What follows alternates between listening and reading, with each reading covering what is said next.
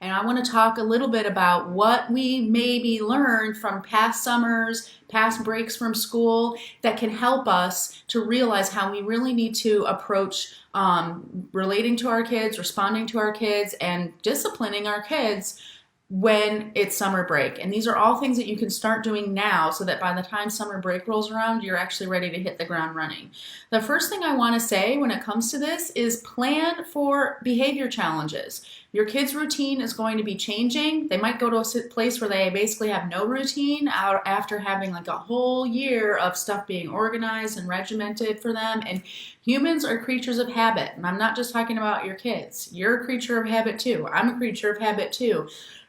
When chaos ensues, when we go from having a routine to being in a free-for-all, like discipline goes out the window most of the time. And it's not just because your kids are naughty or whatever. It's because all of a sudden the kind of structure to our lives has gone away and we don't really even know what to do with ourselves. So plan for the fact that you're going to have a transition time where you're going to need to kind of redirect the ship, get everybody back on track, and that they're going to need to get some discipline and routine going on there.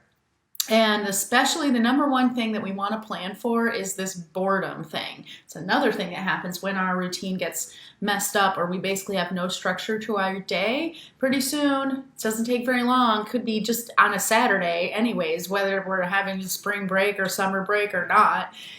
Mom, I'm bored. Mom, what should I do? Mom, I'm thirsty. Mom, I'm hungry. Whatever. That boredom is the thing we want to head off at the pass. But what I'm going to be telling you is a little bit different than probably what you're hearing from a lot of other parenting sources about this stuff. Heading boredom off at the pass does not mean let's make sure we have something going on every single day for our kids to do so that they never have a chance to get bored. That is really basically making yourself into the camp counselor that I talk about all the time, the cruise director who's running this like entertainment program for their kids, and it does not work. It's not sustainable.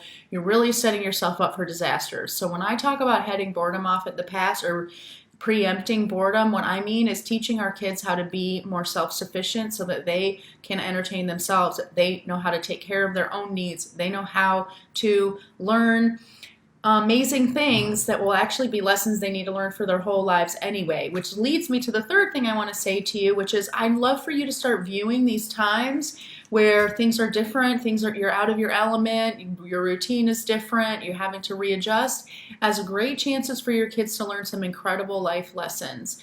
Not just about how to behave in the summertime or the springtime or whatever, but also the life lessons of independence, autonomy, self-sufficiency, responsibility, all the things that we really want to be teaching our kids and have them come out of their childhood with totally locked in. Summertime is a great chance for us to learn that, but it only can happen if you have the planning and the systems and the discipline in place to actually transmit that message to your kids. So I want to just open your mind with today's video to the possibility that this summer can actually be your best summer ever, and at the same time be this incredible jumping off point for your kids on how they're going to show up in the world forever, not just in this summer. And that comes from the way that we respond to our kids with the boredom, with their discipline issues that come up when they're out of their routine and all of that stuff.